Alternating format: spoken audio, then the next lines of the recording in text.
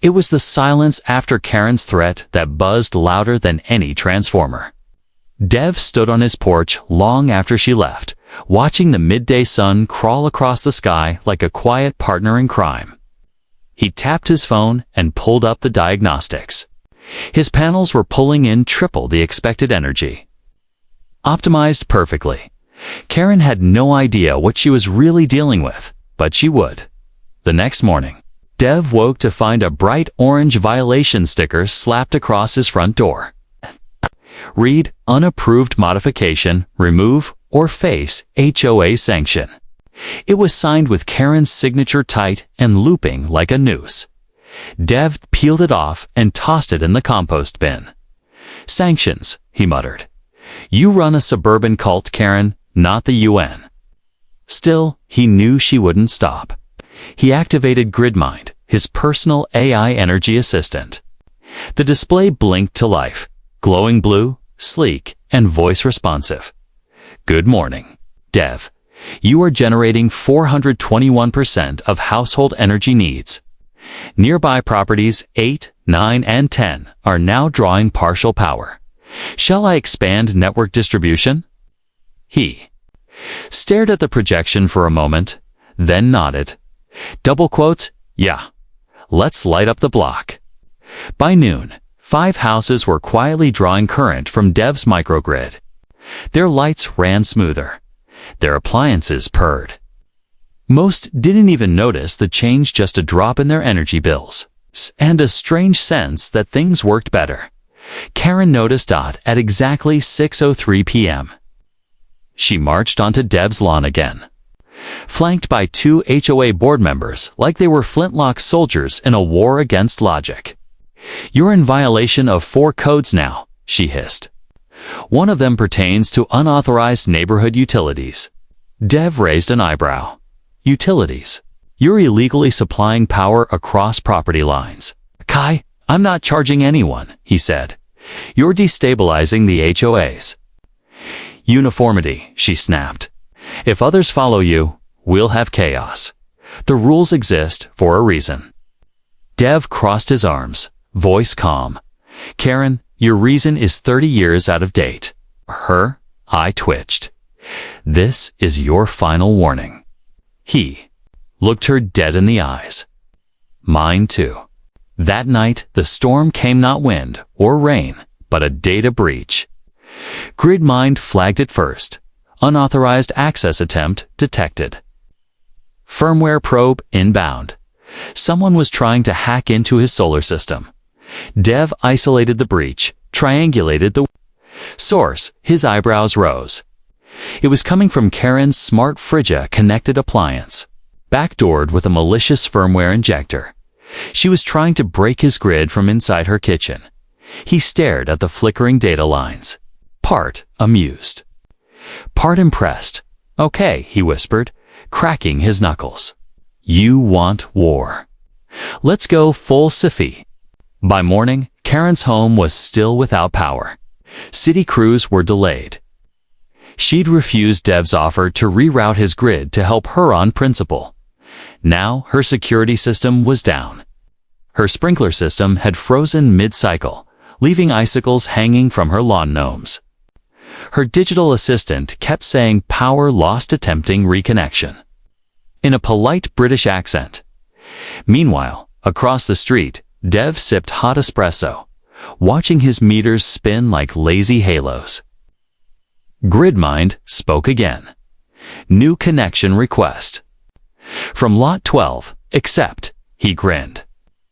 Lot 12 was Karen's neighbor. Accept. As he leaned back and watched his home generate another megawatt of clean, silent defiance, he realized something vital. This wasn't just about solar panels. It was about power. And Scorin, self-declared Queen of Maple Ridge, had just learned the first rule of modern warfare: never start a fight with the guy who controls the sun. $300 a day. That's what the HOA now claimed Dev owed for his ongoing violations. The digital notice flashed red in his inbox, stamped with Karen's signature, again this time accompanied by a pixelated, Scan of her scowling face like a dictator's approval seal. Dev leaned back, fingers steepled under his chin. 300. A day, huh? He muttered. Guess they've upgraded their threats. He tapped a button. Gridmine's holographic interface blinked to life in the air. HOA penalty notice received. Shall I redirect payment requests to legal review queue? Skip. The legal dev said, start drafting a counterclaim. And while you're at it, initiate the mirror protocol. Confirming mirror protocol, counterhack firewall with adaptive firmware and misdirection subroutines. Confirm, confirmed. Time to show Karen what an actual violation looks like. While Karen weaponized bureaucracy, Dev turned his focus to code. He wasn't just running solar panels anymore. He was upgrading his system into a neural reactive grid, complete with predictive demand balancing, peer-to-peer routing, and energy bartering. It was the closest thing to a self-aware power system this side of a sci-fi novel, by dusk. He'd enabled silent transmission nodes to connect 6 more homes. Each node disguised itself as standard utility output. Untraceable. Karen would see. The lights on, but not the source. He called it Phantom Grid and the neighborhood. They were noticing Mrs. Goldstein came by with a basket of banana bread. My son checked the meter. It's almost flat this month. What did you do, Dev? He smiled. Let's just say the son and I are on good terms. She leaned closer, voice low. Karen's fuming. Her sprinkler activated during the blackout, drenched her yoga mat, then froze solid. Dev's smile widened. Tragic. But Karen wasn't done. 2 days later, Dev Street was visited by a man in a slate gray suit and HOA credentials pinned like a badge. His name was Mr. Gellert. And he looked like someone who ironed his shoes. You've built a commercial-grade energy platform on residential zoning, he said, not offering a handshake. We've been authorized to inspect the premises. Dev raised a brow. Got a warrant? No. But under HOA bylaws, this isn't a bylaw issue anymore, Dev said, gesturing toward his security drone above. You're on private property. And this system is protected under the Residential Energy Autonomy Act state law, not HOA nonsense. Gellert hesitated. You're destabilizing grid usage. The HOA believes, I don't care what Karen believes, Dev said coolly. And if she sent you to snoop, tell her this. The only thing unstable around here is her control. He shut the door. That night, Gridmine chimed again. Breach attempt blocked. Signal origin. Lot 8. Karen Whitmore. Malware deployed from compromised garden sprinkler hub. Dev chuckled. She was hacking him through sprinklers now. She's getting desperate, he said. Activate mirror subroutine Delta. Delta active. Signal rerouted. Return ping transmitted. Silent infiltration mode engaged. Dev watched as a line of green text ran across his screen. Access granted. Whitmore _hub _main. He was in. Karen's entire smart home fridges, mirrors, speakers, lights was now a data window. No sabotage, just ... Observation. Let's see what the Queen of Bylaws is planning next, Dev whispered. The next morning, Karen's HOA-wide newsletter was leaked word for word to every neighbor. It warned of a rogue energy actor disrupting Maple Ridge and claimed Dev's system might cause electromagnetic hallucinations. The neighborhood laughed. Some even forwarded the message. To Dev, he replied with a simple meme. A smiling son wearing sunglasses captioned, "Hallucinate this." And in Karen's own kitchen, her smart assistant suddenly whispered, "Power belongs to the people now, Karen." She dropped her coffee mug. The war had officially gone digital. Karen Whitmore woke at 5:47 a.m., precisely 13 minutes before her alarm was scheduled to go off. That wasn't the problem. The problem was that her alarm didn't go off at all. She blinked into the darkness of her master suite. Her blinds, usually synced to sunlight timers, remained shut. Her house was ... silent, no hum from the climate control. No glowing blue from the smart mirror. No soft background jazz her system usually piped in at dawn. She reached for her phone. Dead. She reached for her wall tablet, blank. The realization struck her like cold water. Her house, her 4,700 square foot smart-enabled palace of suburban perfection, had lost power. And not just any power, Dev's power. Across the street, Dev Malik stood on his balcony, sipping hot ginger tea, the rising sun casting a golden sheen over his glimmering solar panels. GridMind displayed a neighborhood status overlay in holographic lines. 7 homes online via Phantom Grid. 3 homes pending. Karen's house. Disconnected by her choice, of course. After all, she'd made it clear on record, in multiple HOA meetings, that she wanted no part of Mr. Malik's unauthorized techno-utopia. So Dev had honored her request. She was the only resident still relying on the legacy city grid. And thanks to an overloaded transformer that blew out during last night's heat wave, she was now very much offline. By 9:12 a.m., Karen was in full meltdown mode, still dressed in yesterday's silk robe and fuzzy slippers. She stormed across the street like a malfunctioning Roomba, dodging sprinklers and cursing softly under her breath. She pounded on Dev's door. He answered with a serene smile. Still in his pajamas. "You," she spat, jabbing a finger at his chest. "Did this?" Dev blinked. "Did what?" "You sabotaged the grid. Your solar cult is leeching power away from the rest of us." "Interesting theory," he said calmly. "But I didn't sabotage anything. Your house is still on the city grid. The rest of us switched, voluntarily. I demand you connect me to your system." Now, Dev tilted his head. "You mean the system you tried to ban? Fine, inspect, and accuse of causing hallucinations." Karen's face flushed. "My home needs power. I'm not here to argue." "Oh, we're not arguing," Dev said with a gentle smile. "We're negotiating." Later that afternoon, the neighborhood buzzed with whispers. Karen Whitmore, defender of uniform rooftops and enforcer of petty rules, had filed a temporary energy transfer request through Dev's own online portal. He approved it. Of course. But he routed her connection through a sub-tier grid node. Just enough for lights. No Wi-Fi, no automation. Just the bare minimum, a timed lease.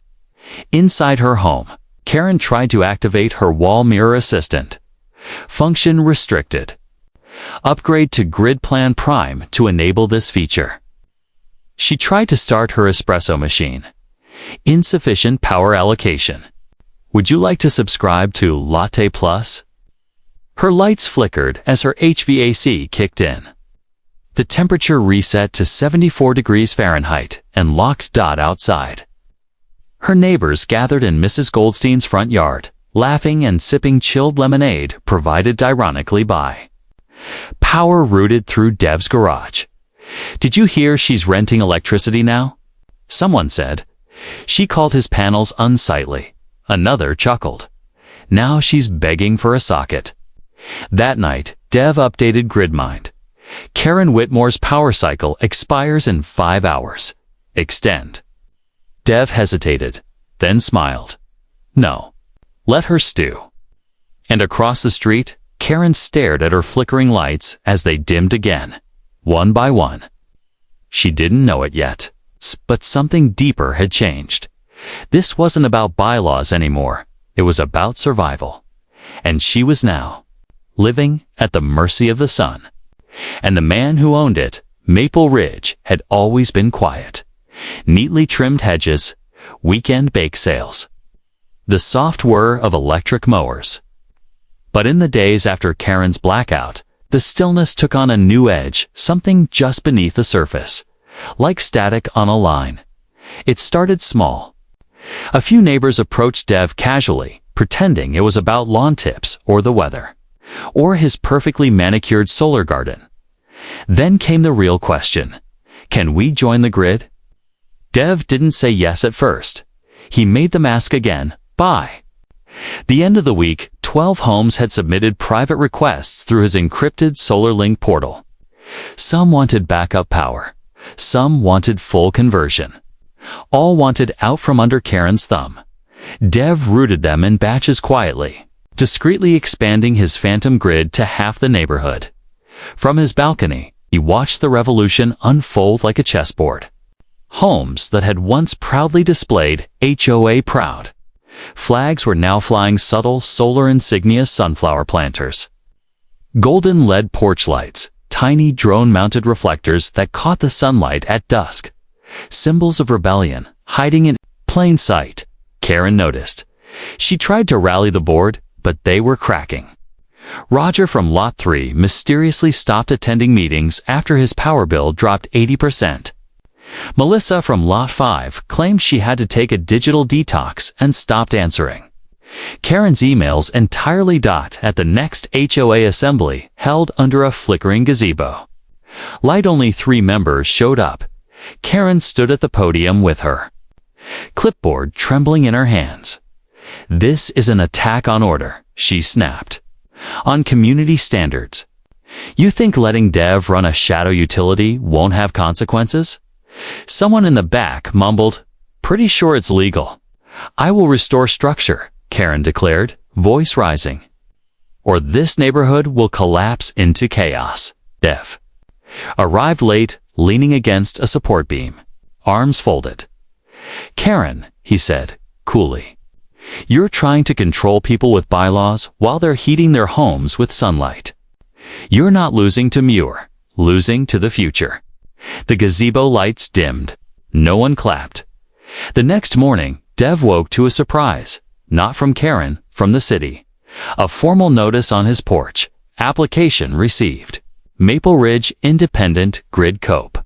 Attached was a spreadsheet. 15 homes had signed a petition to form a localized energy collective. He hadn't sent it. They had. The neighborhood had gone from users to partners. He stared at the paper for a long time, then smiled. "Looks like we've upgraded the software." Karen didn't just snap, she detonated. She submitted a motion to dissolve Dev's property charter on claims of utility fraud and unlicensed infrastructure. She contacted a local news outlet. She threatened legal action. She even hired an outside consultant, an energy compliance specialist named Craig, who wore tinted goggles and sniffed the air like it owed him money. Craig arrived. He poked at Dev's grid. He took readings. He muttered, then he filed a report. Grid is safe, overbuilt, and 94% more efficient than the cities. This guy's a genius. Karen screamed at him in front of 3, stunned board members. It was the last thing she did as HOA president. The next vote was quiet, fast, and final. A 14-1 decision. Karen Whitmore was removed. Her title revoked, her clipboard confiscated, and her power still coming from Dev on prepaid hourly cycles. That night, Dev walked through the neighborhood. Lights burned soft and warm from houses that had once voted against him. Children played under glowing yard lamps powered by solar pulses. A neighbor waved. "Feels different, huh?" he said. Dev nodded. "It's not a neighborhood anymore," he said quietly. "It's a grid." The story hit the evening news 3 days later. Suburban man creates private solar grid, neighbors flee HOA in mass exodus. Dev's name was in the headline. His face, backlit by gleaming panels, stared out from every screen in the Tri-County area. Karen's photo appeared too blurred mid-streak, mouth open like a banshee on slow motion.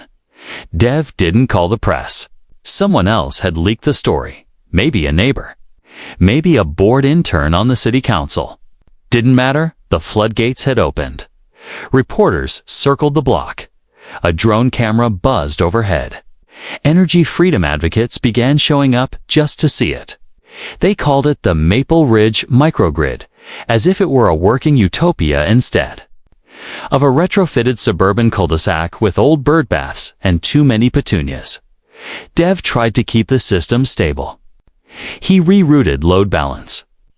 He upgraded GridMind's AI layer to process requests automatically. He even added a dark mode for power users who wanted stealth connectivity. But then predictably came the lawsuits. From what was left of the HOA, and behind all of them, Karen. She'd aligned with a powerful property management coalition, the Suburban Zoning Defense League, funded, well-lawyered, ruthless. They didn't care about energy. They cared about control. Dev found himself staring at a 73-page injunction. Filed overnight, they claimed he'd built an illegal utility. They claimed he was profiteering from unlicensed infrastructure. And most outrageously, they claimed his grid was a destabilizing influence on civil architecture. Civil architecture. He nearly laughed. Instead, he called a meeting.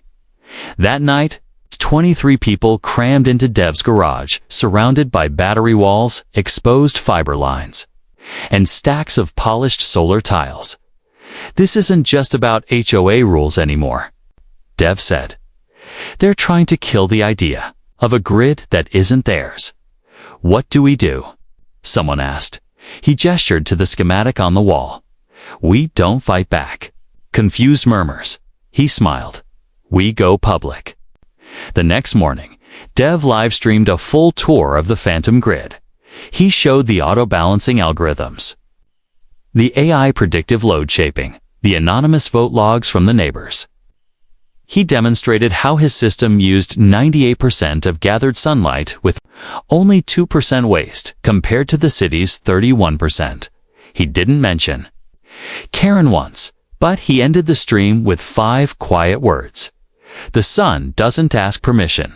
It went viral in 8 hours. Karen saw it on a hotel TV. She'd moved out of Maple Ridge after the board stripped her of authority. Her once pristine house now had lawn weeds and an energy bill she could barely afford. She'd refused to switch to Dev's network. Stubbornness had a cost. And now, it's had one card left. One very old card. Dev returned home that night to flashing red alerts on GridMind. Legal threat detected.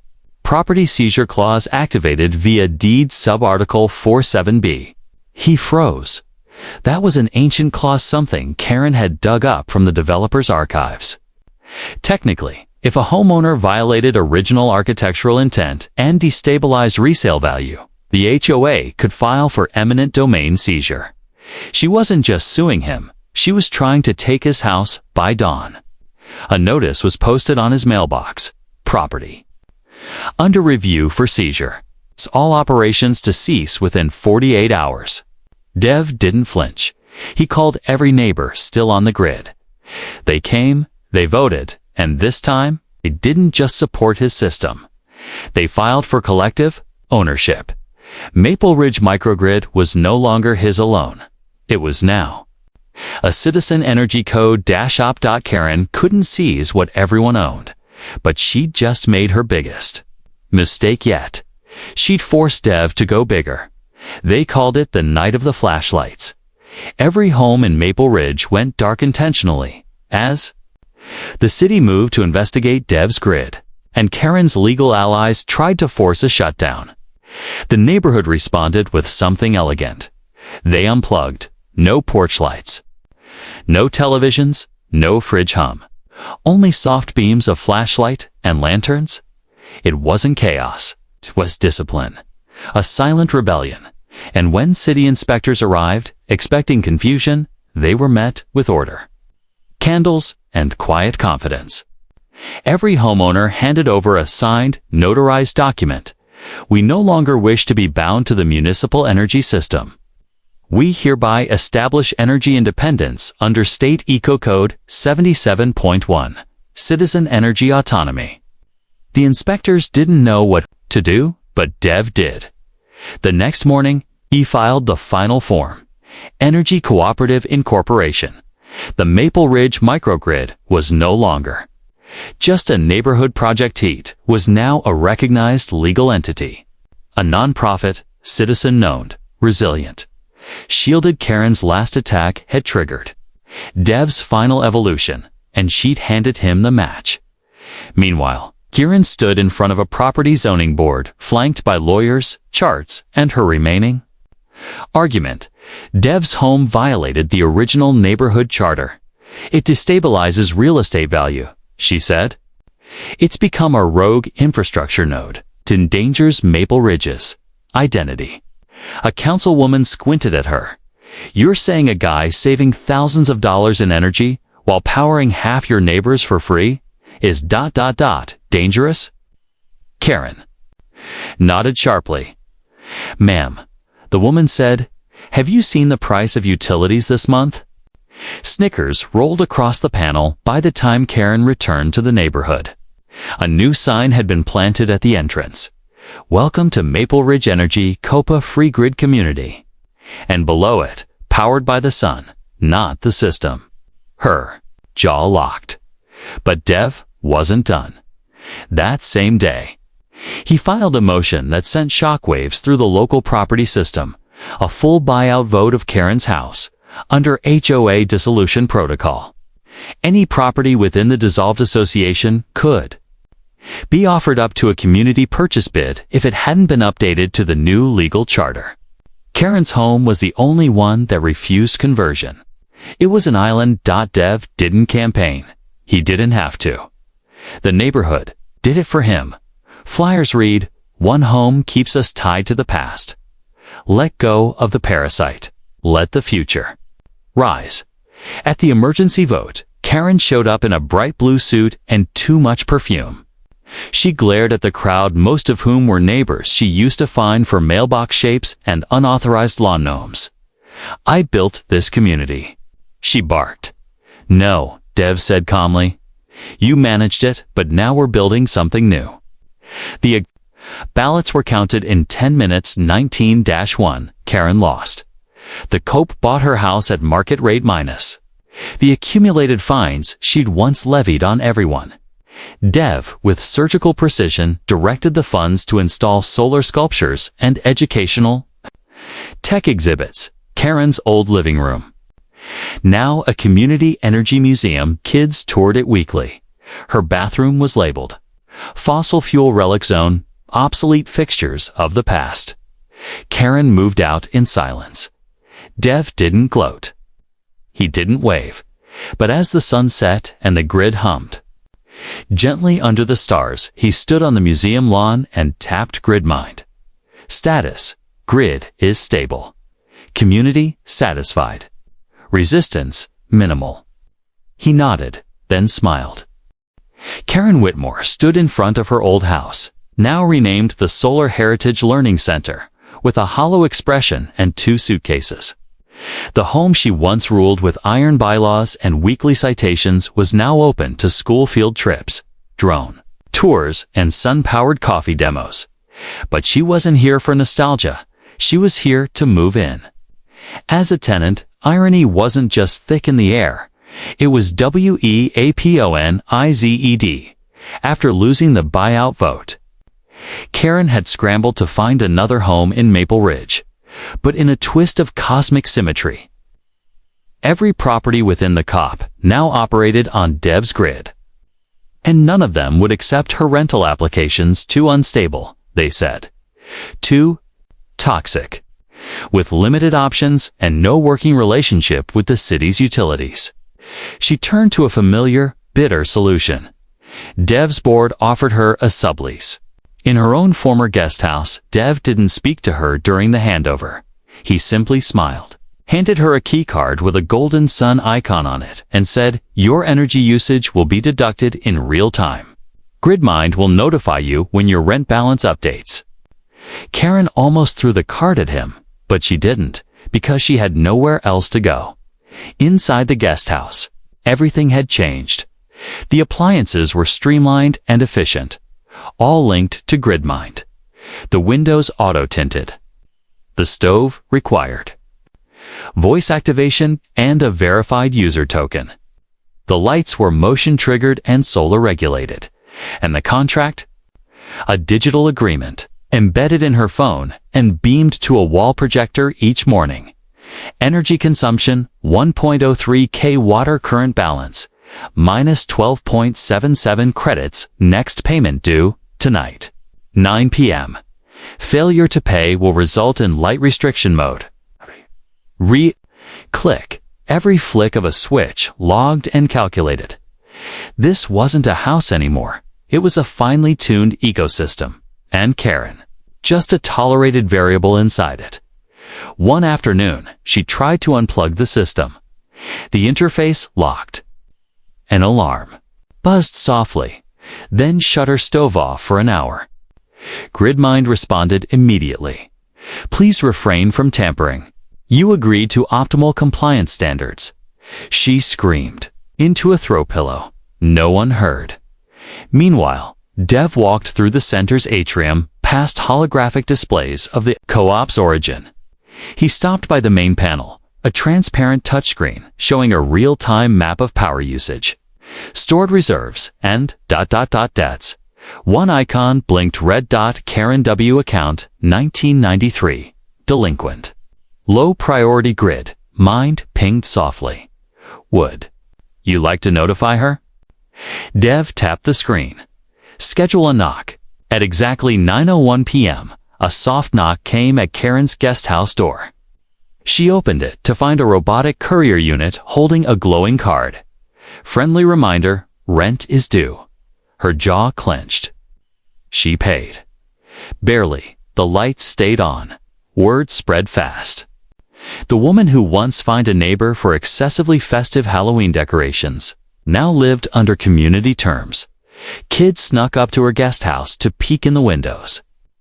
One whispered, "Is it true she used to ban solar panels?" "Oh, she tried," the other replied. "Now she pays rent to the sun." But Dev didn't mock her. Not publicly. Instead, he focused on expansion. The COPE was growing. 3 nearby communities had sent inquiries. There was talk of regional grids. Grants. State funding. Karen may have started this as a petty war over aesthetics, but Dev was about to become something more. Something Karen feared most. Legitimized, the sun rose slow and golden over Maple Ridge. It kissed the rooftops. First each, one gleaming with Dev's custom panels. Each one a silent, obedient node in the cooperative grid. Beneath them, homes hummed quietly to life. Lights flicked on. Coffee brewed. Smart mirrors greeted their owners. No one called the city for power anymore. They called Dev Malik. Inside the newly built Solar Commons Hall, Dev stood before a wall-sized screen. A soft blue interface pulsed with activity, thousands of energy data points lighting up across the COPE. 3 more neighborhoods had joined last week. 2 more were pending review. He sipped his coffee as GridMind read the morning metrics aloud. Total output, 97.8 megawatts. Efficiency, 99.4%. Karen Whitmore, payment status. Delinquent, minimal usage mode, activated. Dev chuckled into his mug. Of course it is. Karen hadn't adapted. While others embraced the future, she clung to passive-aggressive notes and printed bylaws. Her once manicured lawn was now dry and brown shea, couldn't afford sprinkler access anymore. Her porch lights dimmed at 7 p.m. Her stove deactivated if she exceeded her daily energy allowance. She was still technically a member of the COPUT, barely. She refused to attend meetings, refused to speak during open forums, refused even to utter Dev's name. But she was still here, still hooked to his system. That morning, as Dev walked to the Commons for a media interview, a young boy from the neighborhood ran up with a folded flyer. "Mr. Dev, look what someone taped to the COPE board." Dev unfolded the flyer. It was anonymous, but the formatting was familiar.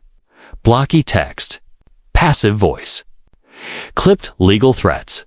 Warning, The solar COP is becoming a dictatorship. Power concentration is dangerous. Demand your right to opt out. At the bottom, reclaim Maple Ridge. Resist the grid. Dev smiled slowly. The final move, Karen's. Last gasp, and he'd been waiting for it. That evening, Dev called a full assembly. Over 200 people filled the common standing room only. Projectors lit up the stage. A small solar drone hovered to stream the event live. Dev stepped forward. Holding up the flyer. "Someone thinks we're being controlled," he began. "That power shouldn't be this concentrated." He let the silence hang, then continued. "I agree." Gasps rippled through the room. Dev tapped the screen behind him. GridMind brought up a new interface. Distributed Governance Mode. "This system was never meant to belong to one person," Dev said. "Starting tonight, power distribution, pricing, and upgrades will be voted on by all verified residents. You'll each have a voice. Real democracy fueled by sunlight." The room erupted in applause. Dev didn't smile for the cameras. He smiled for himself. He hadn't just won, he'd transformed. From a man with solar panels to a leader of a solar-powered civilization. Karen watched the stream from her dim guest house. She stared at the voting interface on her screen. A blinking icon. "Do you accept the new system?" She didn't click it. Not yet. But for the first time, her fingers hovered over yes. 2 weeks later, the City Council voted to recognize Maple Ridge as a model autonomous energy district. Dev was invited to speak before the State Assembly. Grants flooded in. Tech companies offered partnerships. But Dev had only one request, a bronze plaque. Installed outside the Solar Heritage Learning Center, Karen's former house, it read, "This place once banned solar panels. Now it powers the future." That night, the lights of Maple Ridge glowed soft and steady under the stars, and atop the commons, a statue of a man with a sun disk in one hand and a blueprint in the other rose in silent tribute. The community called him the Solar King.